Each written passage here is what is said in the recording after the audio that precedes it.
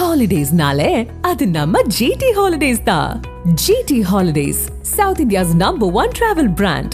You know you are special when you're with GT Holidays. விவசாயிகளின் கோரிக்கைகளை ஏற்று கொள்முதல் நிலையங்களில் நெல்லை கொள்முதல் செய்யும் நேரம் அதிகரிக்கப்பட்டுள்ளது என்று உணவுத்துறை அமைச்சர் சக்கரபாணி தெரிவித்துள்ளார். காவிரி பாசன மாவட்டங்களில் அரசின் நேரடி நெல் கொள்முதல் நிலையங்களில் ஆயிரக்கணக்கான நெல் மூட்டைகள் தேக்கமடைந்திருப்பதால் விவசாயிகள் பாதிக்கப்பட்டுள்ளனர். இந்த நிலையில் தஞ்சையில் நெல் கொள்முதல் நிலையங்களில் உணவுத்துறை அமைச்சர் சக்கரபாணி ஆய்வு மேற்கொண்டார். அதன் பின்னர் செய்தியாளர்களிடம் பேசிய அவர், விவசாயிகளின் கோரிக்கைகளை ஏற்று நெல் கொள்முதல் நிலையங்களில் நெல் கொள்முதல் செய்யும் நேரம் அதிகரிக்கப்பட்டிருப்பதாக தெரிவித்தார். நெல்லுக்கான ஆதார விலை உயர்த்தப்பட்டுள்ளது என்று தெரிவித்த அமைச்சர் சக்கரபாணி, இதுவரை 1.60 லட்சம் மெட்ரிக் டன் நெல் கொள்முதல் செய்யப்பட்டிருப்பதாக குறிப்பிட்டார்.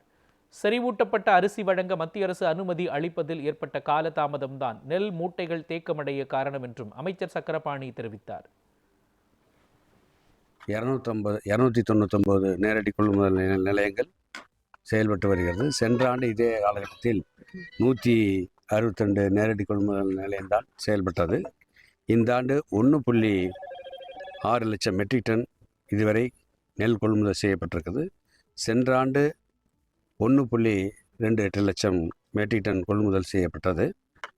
இந்த ஆண்டு சாகுபடி பரப்பு சுமார் 79,800 ஹெக்டேர். சென்ற ஆண்டு இதே காலகட்டத்தில் 61,000 ஹெக்டேரில் நெல் பயிரிடப்பட்டது.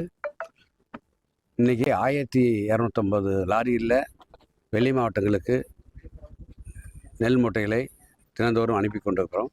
இங்கே இருக்கின்ற விவசாயிகள் என்ன சொன்னாங்கன்னா, மாலை 6 மணிக்கு நிறுத்திடுறாங்க, இரவு 8 மணி வரைக்கும் அதை நீட்டித்து தரோம்னு சொன்னாங்க. புதூரில் ஒரத்த நாட்டில் உடனே அதுக்கு அன்றைக்கே உத்தரவு போட்டோம்.